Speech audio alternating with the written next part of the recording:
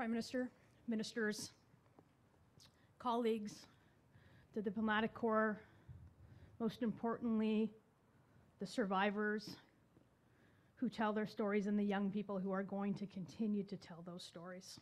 I'm here today on behalf of Pierre Poilievre, leader of His Majesty's Loyal Opposition, and as the proud member of Parliament from Thornhill.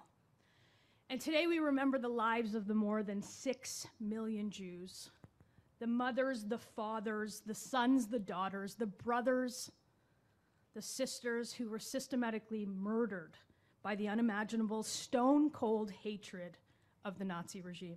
And even 80 years later, we still don't have the words to accurately describe the evil that took place in the halls of power, in the streets, and in the extermination camps that today serve as vivid reminders of history's darkest moments. When I began to understand the pernicious hatred that fueled the Holocaust, it prompted real questions about my own faith. I distinctly remember asking the question in a family whose commitment to God transcended the events of our very own family's not so distant past. I asked, why did God let it happen? Why do bad things happen to good people? And how did so many turn a blind eye? Admittedly, for a logical person, committed still to faith and learning and divine design, I've still never received a satisfactory answer. Likely because only God knows. But I do know this. Without the resolution, the conviction, the tenacity of a large number of resistors, many of us wouldn't be here today, including this member of Parliament. So I take the answer as one that requires me to bear witness for the living and for the dead, to continue to hear the stories and impart the lessons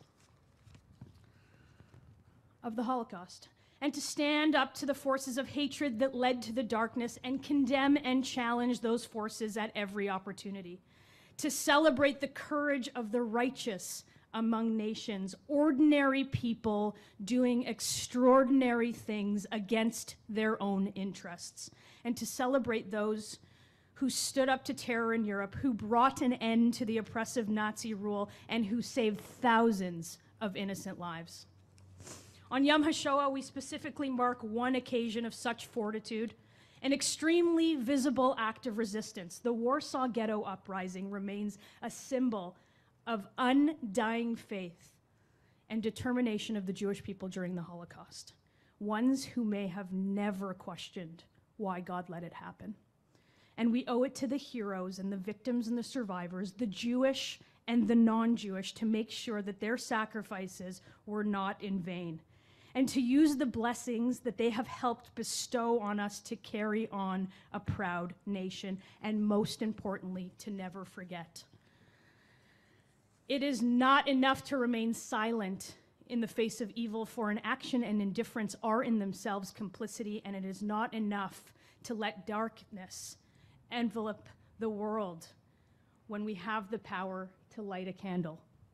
Today we remember, but we also recommit, and we recommit to standing up to the fundamental rights and freedoms of religion and conscience and expression, and recommit to speaking up whenever human rights are threatened.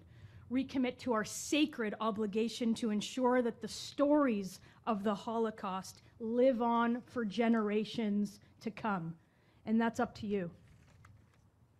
And recommit to understanding that the forces that have brought about the evil of the Shoah are alive and well in our schools, in our unions, in our communities, online, and even in the hallways of power here.